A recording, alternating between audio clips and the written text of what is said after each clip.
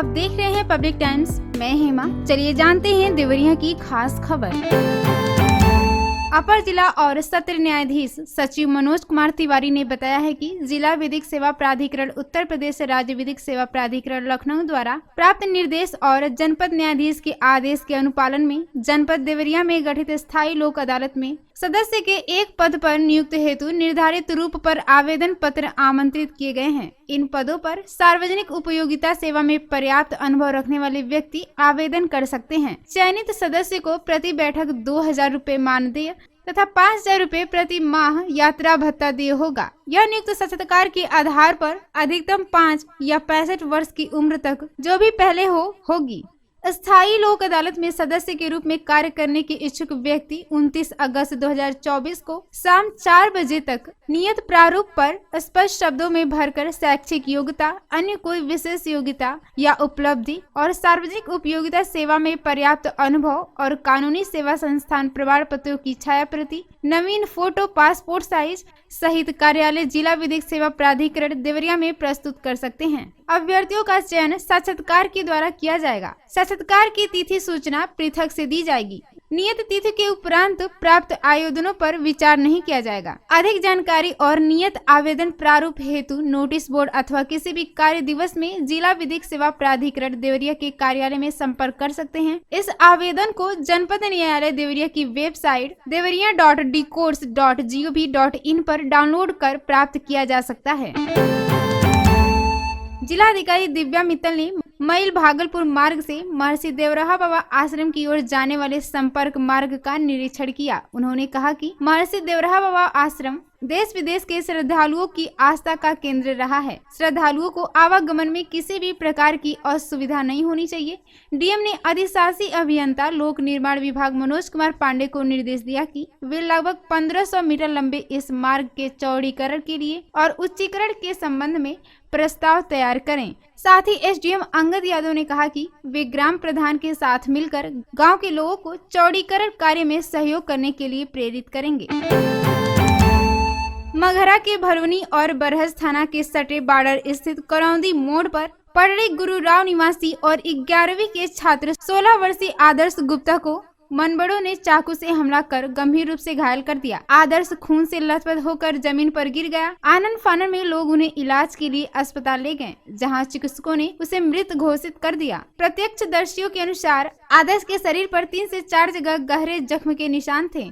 घटना की वजह लोगों स्कूल का विवाद बता रहे हैं। परड़ी गुरुराव गांव निवासी आदर्श गुप्त कसली के यमुना मठ स्कूल में 11वीं के छात्र हैं। लोगों के अनुसार वह रोज की भांति स्कूल पढ़ने जा रहे थे, जहां रास्ते में भोसनपुर गांव के निकट स्कूल के ही कुछ मनबड़ युवक उन्हें घेर लिए, लेकिन गांव के लोगों के आ जाने के कारण सभी भाग लिए। बताया जा रहा है कि विवाद हो जाने के कारण आदर्श कुछ छात्रों के साथ वापस गांव लौट रहा था। रास्ते में जाते समय करौंदी मोड़ पर पहले से घात लगाए मनबड़ों ने आदर्श की हुई हत्या को लोग स्कूल में हुए विवाद से जोड़कर देख रहे हैं। आदर्श की मौत की जानकारी होने पर आदर्श की मां घटनास्थल पर पहुंची। मौके पर भलुनी और बरहज थाने की पुलिस भी पहुंच गई। घटना की जानकारी होने पर फोरेंसिक टीम ने मौके पर पहुंचकर साक्ष्य संकलन किया। एसपी डॉक्टर संकल्प शर्मा ने बताया कि चाकूबाजी की घटना के बाद 3 टीमों का गठन कर दिया गया। साथियों ने चाकू मारा है। परिजन अगर तहरीर देते हैं तो मुकदमा दर्ज किया जाएगा। आरोपियों की गिरफ्तारी के लिए पुलिस टीम लगी हुई है। तरकुलहा थाना क्षेत्र के पथरदेवा कस्बा के कॉलेज मोड़ स्थित सराफ की दुकान में दिन दहाड़े घुसकर एक महिला ने 1.5 किलो चांदी के गहनों पर हाथ साफ कर दिया। करीब 2 मिनट दुकान को खंगालने के बाद महिला फरार हो गई। दुकान में लगे सीसीटीवी कैमरे में पूरी वारदात कैद हो गई है। पीड़ित व्यापारी ने इसकी शिकायत पुलिस को दी है। पुलिस ने मौके पर पहुंचकर दुकान समेत कस्बा में लगे सीसीटीवी कैमरों के जरिए जांच शुरू कर दी है। 1857 की क्रांति में अपनी संस्कृति की रक्षा के लिए पैना स्थित सरयू नदी में जल समाधि लेने वाली वीरांगनाओं की स्मृति में शहीद दिवस का आयोजन किया गया। जिलाधिकारी दिव्या मित्तल ने पैना पहुंचकर श्रद्धांजलि अर्पित किया। इस अवसर पर जिलाधिकारी दिव्या मित्तल ने कहा कि पैना का इतिहास असाधारण है। यह वीरांगनाओं की धरती है। इस धरती पर जन्म लेते ही गौरव की प्राप्ति हो जाती है। जिलाधिकारी ने कहा कि किसी भी यात्रा की शुरुआत सपने से होती है। सपने पूरे होते हैं गांव के लोगों ने 1857 में आजादी का सपना देखा था और इसके लिए लड़े थे। ऐसी मिसाल समूचे स्वतंत्रता संग्राम में कहीं और देखने को नहीं मिलती है। 31 जुलाई 1857 को यहाँ के वीरों ने अपनी संस्कृति, अपनी अस्मिता की रक्षा के लिए अपना सर्वस्व न्यौछावर कर सर्वोच्च बलिदान किया। ऐसे उदाहरण इतिहास में बहुत कम मिलते हैं। इस गौरव में इतिहास को संरक्षित रखने के साथ ही इस त्याग और बलिदान की भावना से प्रेरणा प्राप्त कर भविष्य का इतिहास लिखना है। जिलाधिकारी ने पैना को पर्यटन पटल पर लाने और इस गाथा को इतिहास में समुचित स्थान दिलाने के लिए हर संभव सहयोग देने के लिए आश्वस्त किया। यूपी में भ्रष्टाचार के खिलाफ एक्शन जारी है। बलिया में थाने में भारी वसूली पकड़े जाने और पूरा थाना सस्पेंड होने के बाद अब गोरखपुर में एक दीवान और सिपाही को घूस लेते रंगे हाथ गिरफ्तार कर लिया गया है। ये दोनों जमीन के झगड़े में समझौता कराने के नाम पर 10,000 रुपए रिश्वत ले रहे थे। गोरखपुर के खोरापाड़ थाने के रामनगर कड़जहां पुलिस चौकी में तैनात 2 कर्मियों के खिलाफ कैंट थाने में भ्रष्टाचार का केस दर्ज किया गया है। साथ ही उन्हें निलंबित भी कर दिया गया है। इसी मामले में लोगों से विवाद करते हुए दोनों का वीडियो भी वायरल हुआ था। पकड़े गए दीवान की पहचान गाजीपुर जिले के नौनहरा थाना क्षेत्र के फतेहपुर अटवा निवासी इनाम खान और सिपाही बलिया जिले के फेकना थाना क्षेत्र के लेवरुआ निवासी सूरज सिंह के रूप में हुई है। शौच के लिए गए एक व्यक्ति की पोखरे में डूबने से मौत हो गई। सूचना पर पहुंची पुलिस ने शव को कब्जे में लेकर पोस्टमार्टम के लिए भेज दिया। दोपहर बाद पुलिस ने पोस्टमार्टम के बाद शव परिजनों को सौंप दिया। रामपुर कारखाना थाना क्षेत्र के गौरी खास निवासी 48 वर्षीय निर्मल चौहान शाम को गांव से बाहर शौच करने के लिए गए थे।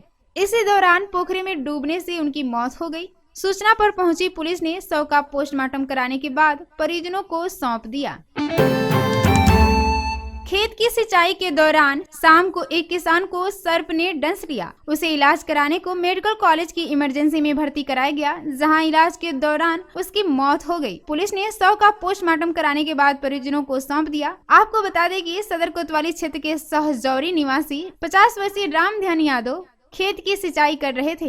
इसी दौरान एक सर्प ने उसे डस लिया। परिजन इलाज कराने के लिए मेडिकल कॉलेज की इमरजेंसी में ले गए, जहां पर डॉक्टरों ने उन्हें मृत घोषित कर दिया। सलेमपुर कोतवाली क्षेत्र के सुगई वार्ड नंबर 7 निवासी दीनबंधु कुमार यादव 5 भाइयों में से सबसे छोटे थे। वे मकान के समीप ही एक आरओ प्लांट खोलकर घर का भरण पोषण करते थे। दीनबंधु रात को आरओ प्लांट की मशीन चालू करने के लिए मेन बोर्ड का स्विच ऑन कर रहे थे। इसी दौरान बोर्ड में करंट उतरने से वे झुलस गए। वहां मौजूद लोगों ने उन्हें बोर्ड से चिपका हुआ देखा। बिजली काटकर उन्हें इलाज के लिए सीएससी सलेमपुर लेकर पहुंचे, जहां डॉक्टर ने उन्हें मृत घोषित कर दिया। आपको बताते चले कि बनकटा थाना क्षेत्र के बंजरिया निवासी 55 वर्षीय लक्ष्मण वर्मा बनकटा बाजार में भोजा बेचने का कार्य करते थे। 3 दिन पहले ही वे बाबा धाम गए थे। बाबा धाम में जल चढ़ाने के बाद वो गंगा सागर जा रहे थे कि रास्ते में ही लघुशंका करने के लिए गाड़ी से उतरे थे कि सड़क पर किसी अज्ञात वाहन की चपेट में आकर गंभीर रूप से घायल हो गए, जिन्हें भिंगवाड़ा जिले के अस्पताल में भर्ती कराया गया, जहां चिकित्सकों ने उन्हें मृत घोषित कर दिया। पुलिस ने शव को कब्जे में लेकर पोस्टमार्टम के लिए भेज दी है। मौत की सूचना सुबह मिलने पर परिवार में मातम पसर गया।